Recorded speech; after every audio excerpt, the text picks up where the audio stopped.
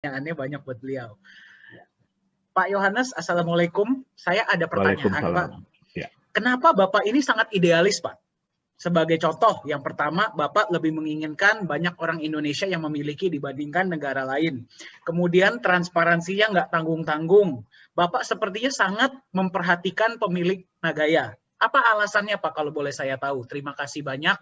Wassalamualaikum warahmatullahi wabarakatuh. Ya, gini Pak ya.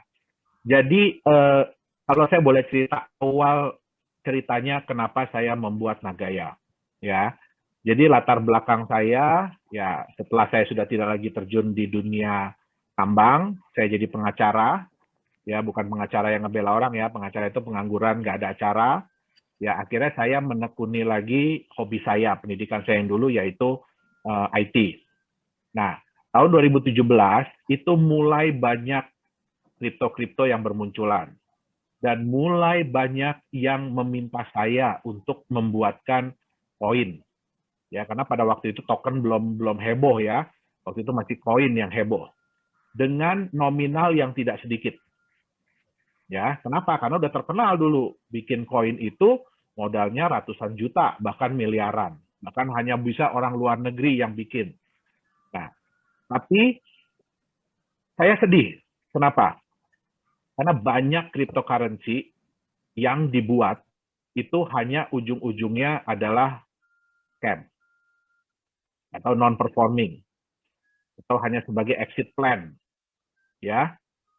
Nah, dari situ kemudian tim bilang, ya, dan mungkin Bapak Ibu tahu ya yang namanya BitConnect ya.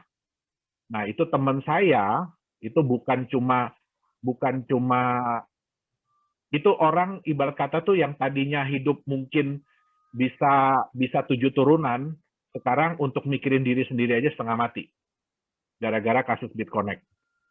Ya. Nah, dari situ saya belajar bahwa cryptocurrency ini awalnya dibikin dengan tujuan yang baik. Tapi banyak disalahgunakan. Yaitu tentu saja udah pasti ya. Jadi kita nggak bisa juga nyalain cuma cryptocurrency. Kenapa? Pisau yang paling bagus pun itu tergantung siapa yang megang. Ya, bisa dipakai untuk yang baik ataupun bisa dipakai yang jahat. Nah, dari situ kemudian kita berpikir, dengan banyaknya permintaan untuk bikin cryptocurrency, kenapa sih kita nggak bikin sendiri aja yuk?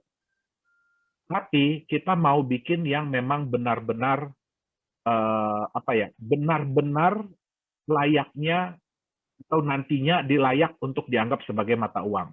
Jadi saya lupa nambahin sedikit ya. Kenapa pemerintah Cina itu sangat khawatir? Ya, Bapak Ibu lihat tadi coin market cap, ya jadi market cap dari cryptocurrency sampai 3 triliun dolar. Isinya apa? Isinya itu adalah koin-koin yang tambah lama tambah nggak benar. Yang saya bilang tadi, segala macam binatang muncul. Ya, dengan jumlah yang luar biasa. Satu token 1.000 triliun token. Jadi satu nama itu bisa 1.000 triliun token, 10.000 triliun token. Walaupun mereka mengklaim dijual cuma dengan harga 0,0001 dolar, tapi kalau dikali jumlahnya, itu kan menghasilkan nilai market cap yang tinggi. Jadi oleh pemerintah Cina, ini apaan? Ini udah nggak sehat. Ya, dengan banyaknya yang bermunculan seperti itu, ya ibarat kata satu muncul pakai nama binatang, yang lain ngikutin. Ya, sampai banyak klaim-klaim yang salah. Contoh, ada yang bilang, oh, kalau token itu sudah ada di Binance Smart Chain, artinya token itu terbukti. Ya, Bapak Ibu jangan salah. Kemarin dari Indonesia ada orang iseng bikin namanya babi ngepet token. Sorry ya, saya sebut itu. Babi ngepet token. Dan jelas-jelas dia bilang, ini token bercandaan. Gitu loh. Dan dibuatnya di Binance Smart Chain. Tapi di approve sama BSC ya Pak ya? Di approve sama Binance Smart Chain itu ya? Iya. Jadi itu bukan jadi suatu jaminan. Nah, di sini yang kita selalu tekankan. Kenapa Nagaya itu susah-susah sih Pak ngurus di SFE? Kenapa susah-susah ngurus di akses? Ya kan? Supaya apa? Kita itu ingin memberikan edukasi juga kepada teman-teman semua, kepada Bapak Ibu, bahwa yang namanya verifikator, ya itu bukan coin market cap, itu bukan exchanger, gitu loh. Itu bukan chain yang digunakan. Jadi kalau dia udah pakai Ethereum atau dia udah pakai apa Binance, itu bukan berarti dia memang proven, memang terbukti, bukan, gitu loh. Nah, yang bisa membuktikan itu adalah asosiasi. Kenapa? Kalau Bapak Ibu bukan dokter, tidak punya sertifikat dokter, tidak punya ijazah dokter, apakah bisa masuk di IDI, Ikatan Dokter Indonesia? Nah, itu dia. Ya, jadi kami di sini ingin mengajarkan juga, ingin mengedukasi juga. Siapa sih lembaga-lembaga atau asosiasi-asosiasi itu yang memang punya kewenangan untuk memverifikasi? Itu dia tadi. Ya. Nah, terus boleh satu lagi pertanyaan Pak Dhani sebelum saya ada sedikit yang saya mau sampaikan juga. Oke, ini ada pertanyaan yang menurut saya sangat menarik. Bapak Ibu, Ya. yang pertanyaannya belum terjawab hari ini, nanti seperti biasa saya akan kirimkan kontak saya ya. Nanti boleh kontak, tapi saya nggak akan melayani pendaftaran. Silahkan daftar ke orang yang memberikan Anda informasi. Pak, ini pertanyaan yang menurut saya menjawab pertanyaan mewakili pertanyaan banyak orang, Pak. Ya.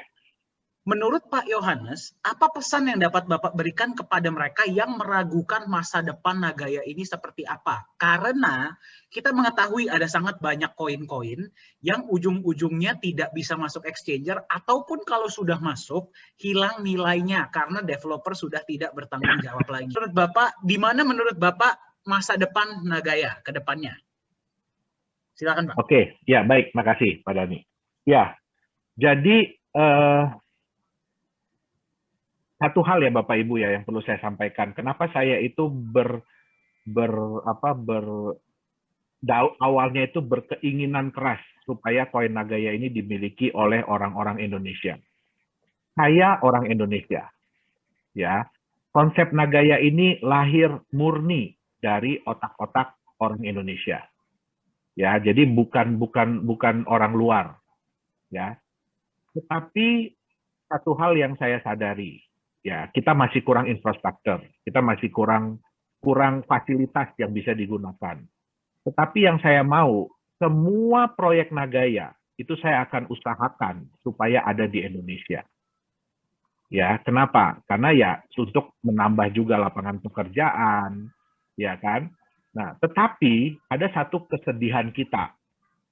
Ya, sekarang saya kasih statistik sedikit ya. Jumlah pemegang Nagaya dari Indonesia itu ada sekitar 15 ribuan. Dengan jumlah Nagaya yang terjual di Indonesia itu sekitar 1,4 juta Nagaya. Ya. Di Korea, jumlah pemegang Nagaya di Korea itu hanya 220 orang. Dengan jumlah Nagaya yang ada di sana, yang dipegang oleh orang Korea, 1,1 juta Nagaya. Wow. Ya. Nah, jadi itu menimbulkan kekhawatiran buat saya. Kenapa? Bapak Ibu harus ingat, semua profit sharing itu diberikan kepada semua pemegang Nagaya. Saya tidak bisa membedakan, ini pemegang Nagaya ada dari Indonesia kah, ada dari Singapura kah, ada dari Korea kah, ada dari Rusia kah, ada dari Jepang kah, saya nggak bisa membedakan. Kita tidak boleh juga membeda-bedakan. Nah, jadi ya sebenarnya ada kesedihan juga ya pada waktu pertama-tama Nagaya tahun 2019 itu awal masuk kita pasarkan di Indonesia dan kurang menarik karena ya jujur ya kalah sama yang 1%, 2%, 3% sehari itu ya. Nah sampai akhirnya saya memutuskan setelah 1 tahun, jadi akhir 2018 1 tahun kemudian setelah dikejar-kejar oleh Profesor Jung, kita punya Chief Marketing Officer, saya sampai diiniin, kamu tuh serius nggak mau pasarin Nagaya di Korea? Kalau kamu serius, kamu datang ke Korea. Akhirnya saya putuskan untuk datang ke Korea. Dan kita menyiapkan semuanya di Korea. Tapi ya ada lagi hambatan, yaitu di COVID. Nah, tapi saya bersyukur, karena COVID ini banyak sekali yang tadi saya bilang ya 1%, 2%, 3%, ya bahkan yang lembaga-lembaga besar, ya organisasi-organisasi yang besar itu akhirnya kolaps. Nah, Kenapa? Karena mereka semua itu selalu memberikan yang namanya fixed return. Mereka selalu ngasih angka yang pasti. Di Nagaya, kami tidak mau seperti itu. Ya, kami bekerja, kami mengerjakan bisnis, kami mengerjakan proyek. Ya. Kami yang bisa kami berikan adalah kita akan transparan. Kita akan kasih tahu berapa sih profit dari proyek ini, atau adakah kerugian dari proyek ini. Ya, nah syukur ya kita selama 5 kali pembagian ini ya kita berhasil meningkatkan. Ya, tapi ya Bapak Ibu harus diingat bahwa Nagaya ini kami tidak akan pernah ya bermain di dunia trading saham kah, trading kripto kah, trading forex, tidak. Kenapa? Karena ya itu resikonya pun tinggi, ya. Dan kami ingin lebih memilih untuk bermain di bisnis real. Ya, apakah cuma ditambang? Tidak. Ya, target Nagaya dari awal adalah setiap tahun kami ingin menambah satu proyek baru. Ya, jadi Bapak Ibu harus ingat bahwa Nagaya ini seperti hutan, tapi hutan yang sedang dikembangkan.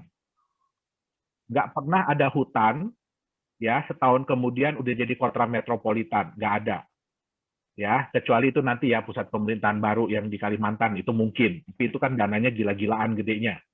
Ya, di Nagaya kita akan berkembang seiring dengan waktu. Oke, nah jadi pertanyaan yang tadi adalah seberapa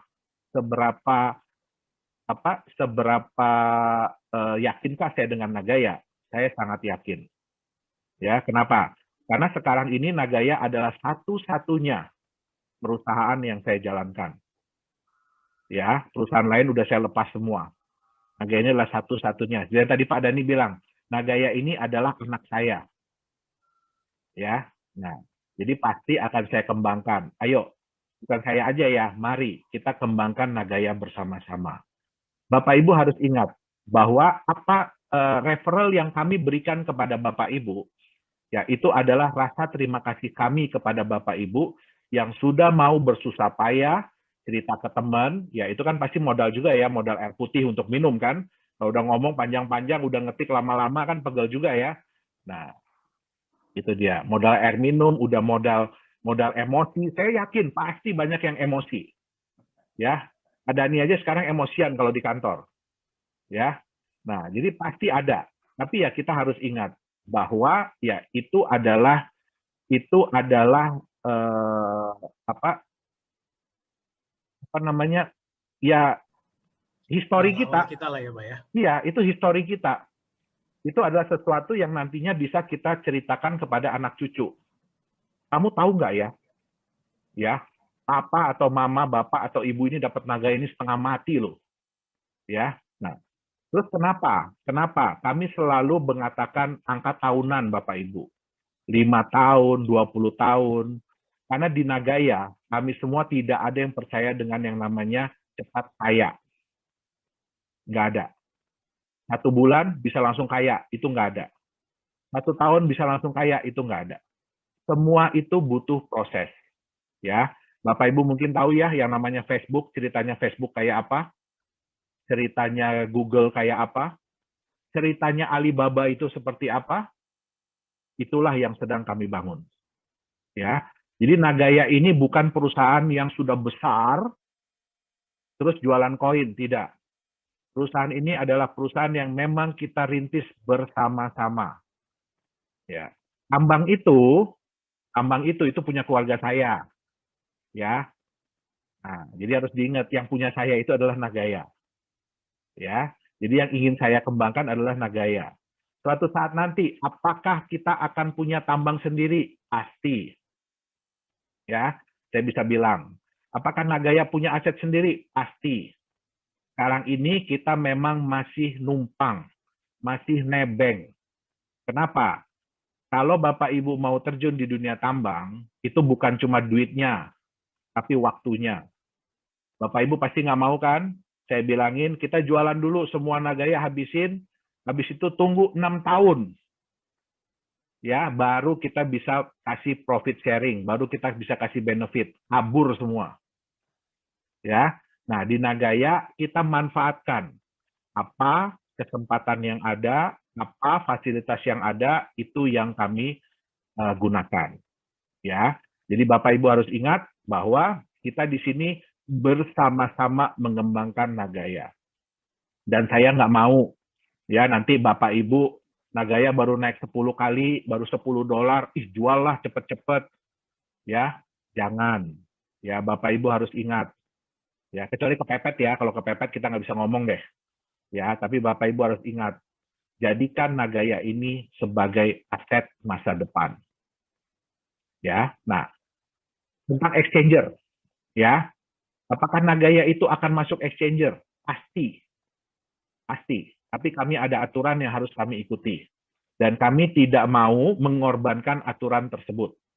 Jangan sampai gara-gara kami hanya mau masuk exchanger cepat-cepat, kami mengorbankan peraturan yang ada. Ya.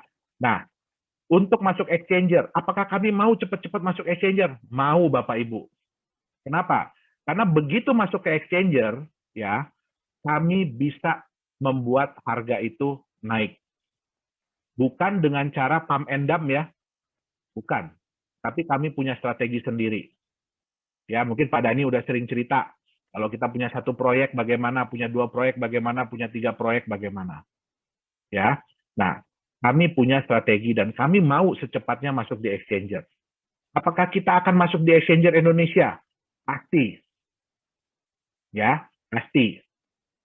Itu juga keinginan kami. Ya, jadi semua ini ada waktunya, ada masanya. Ya, ada ketentuan-ketentuannya. Nah, itulah yang harus kami ikuti. Ya, jadi mungkin ini yang bisa saya sampaikan malam hari ini. Ya, sebelum dan sesudahnya, apabila ada salah-salah kata, ya saya mohon maaf yang sebesar-besarnya. Terima kasih.